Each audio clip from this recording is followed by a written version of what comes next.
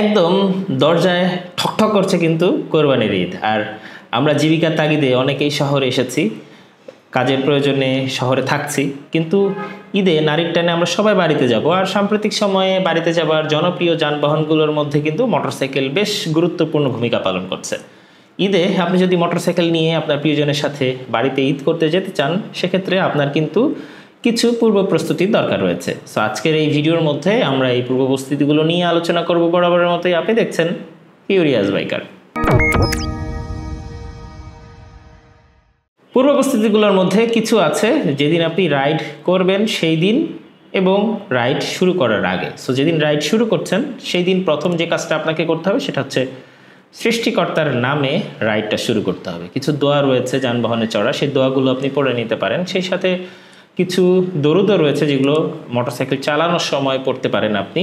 সেই সাথে সৃষ্টিকর্তার নাম স্মরণে রাখতে পারেন। আর রাইড শুরুর আগে কিছু পূর্ব প্রস্তুতি রয়েছে, যেমন ধরেন মোটরসাইকেলটাকে আপনাকে একটু ফুল চেক আপ করে নিতে হবে। আপনি যে ব্র্যান্ডেরই মোটরসাইকেল চালান না কেন, ঈদের আগে দেখবেন আপনার ব্র্যান্ডের কিছু সার্ভিস ক্যাম্পেইন চলছে, 10 point free check up, 12 point free check up, এরকম বিভিন্ন ফ্রি কিছু চেক আপ চলছে। তো সেই চেক আপগুলো আপনি করিয়ে নিতে পারেন। পাশাপাশি আপনি একটা ফুল সার্ভিসও করিয়ে নিতে পারেন যাতে আপনার মোটরসাইকেলটা পরিপূর্ণভাবে ঠিকঠাক থাকে। দ্বিতীয় যে কাজটা আপনি করতে পারেন সেটা হচ্ছে আপনার যাত্রাপথের ডেস্টিনেশনটা ফিক্স আপ করে নিতে পারেন। হ্যাঁ, আপনি তো আপনার বাড়িতে যাচ্ছেন, সেটা তো একটা ডেস্টিনেশন ঠিক করাই রয়েছে, কিন্তু এর বাইরেও আপনাকে একটা ডেস্টিনেশন ফিক্স আপ করে নিতে হবে যে আপনি কোথায় গিয়ে থামবেন, কোথায় আপনি ফুড সংগ্রহ করবেন, কোথায় আপনি পানি খাবেন, বা আপনার যদি বিপদ হয়, মোটরসাইকেলটি একটু সার্ভিস করানোর দরকার হয়, টায়ারে প্রেশার দেওয়া দরকার হয়, এই জিনিসগুলো কোথা থেকে দিতে পারবেন বা সহজ হবে, এই জায়গাগুলো পূর্বে আপনি একটু নির্ধারণ করে রাখবেন বা মাথায় হালকা একটু ধারণা নিয়ে রাখতে পারেন।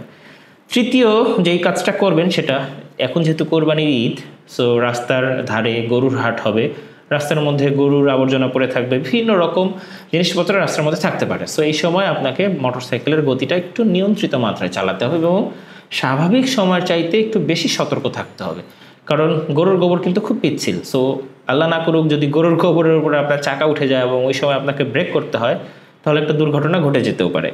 সো এরপরে আপনি যে কাজটা করবেন সেটা হচ্ছে, যেহেতু আপনি মোটরসাইকেলে থাকবেন, সো আপনার সাথে অপরিচিত যাত্রী ওঠার কোনো কারণই নাই, কিন্তু আপনি যেহেতু যাত্রা বিরতি দিবেন বিভিন্ন জায়গায়, কোথাও হয়তো আপনি চা খেতে দাঁড়াবেন, কোথাও হয়তো ফুয়েল নিতে দাঁড়াবেন, কোথাও আপনার প্রবলেম হচ্ছে একটু রেস্ট নিতে মনে চাইবে।